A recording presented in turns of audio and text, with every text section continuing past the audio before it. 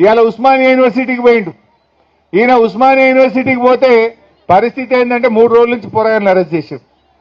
రేవంత్ రెడ్డి వస్తాడని 3 రోజుల నుంచి ఉస్మానియా యూనివర్సిటీలో పిల్లలందరినీ అరెస్ట్ చేసి పోలీస్ స్టేషన్లో పెడతా ఉన్నారు.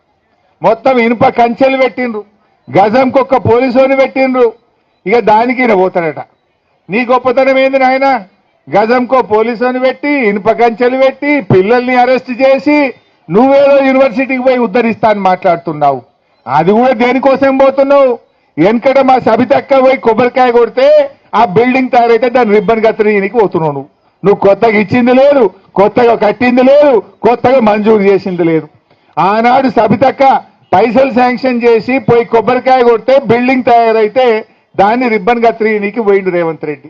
ఇక నేనేందో ఉస్మానియాకు ఏమో చేసింది అంట. నువ్వు చేసింది ఏమున్నది? బీఆర్ఎస్ కట్టిన దానికి రిబ్బన్ కత్తిరించుడు, కట్టెల జేబులో పెట్టుకొని తిరుగుతున్నావు. నువ్వు అంతకు మించి ఏమన్నా ఉన్నది? ఆడపిల్లలకు స్కూటీలు ఇస్తాను మోసం చేస్తేవి, నిరుద్యోగ భృతిని మోసం చేస్తేవి, తులం బంగారం అని మోసం చేస్తేవి, 2 లక్షల ఉద్యోగాలని మోసం చేస్తేవి. ఏది ఏవైతేవి ఇంకేందో ఎగబెట్టినాను ఉస్మానియా యూనివర్సిటీకి పోలీసులను పెట్టుకొని రాబట్టివి. దమ్ముంటే గన్మెన్లు లేకుండా పోలీసులు లేకుండా ఒక్కడివిరా ఉస్మానియా యూనివర్సిటీకి. వెనకట నాకు బాగా గుర్తు, అప్పుడు తెలంగాణ ఉద్యమం బాగా నడుస్తుండే 2012లో. వీళ్ళంతా తెలుగుదేశం పార్టీలు ఉండరు. ఈయన ఇంకా కొంతమంది ఉస్మానియా యూనివర్సిటీకి వచ్చారు. ఈయన కూడా వచ్చింది అలా.